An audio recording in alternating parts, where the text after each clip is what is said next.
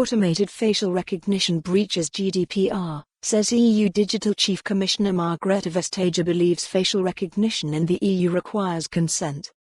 The EU's Digital and Competition Chief has said that automated facial recognition breaches GDPR, as the technology fails to meet the regulation's requirement for consent.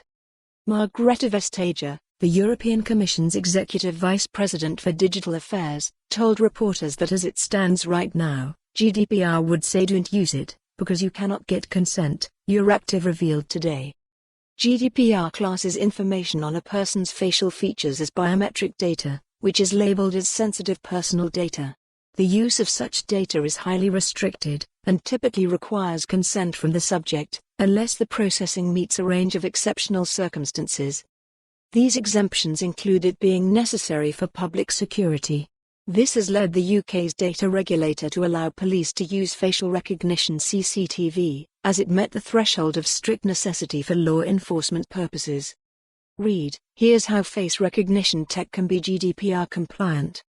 Vestager told reporters that the Commission will further investigate automated facial recognition before introducing legislation, allowing member states to make their own domestic decisions in the meantime.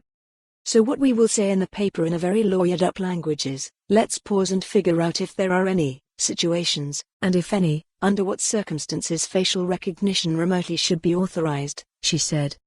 Her comments reflect the EU's recent cancellation of plans to introduce a 5-year moratorium on the technology.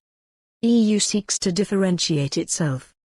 Vestager has become one of the most high-profile EU politicians through her work as the bloc's competition commissioner, where she slapped Silicon Valley giants with multiple billion-dollar fines, leading the New York Times to dub her the most powerful regulator of big tech on the planet. In December 2019, she added the role of Commissioner for Europe Fit for the Digital Age to her antitrust portfolio.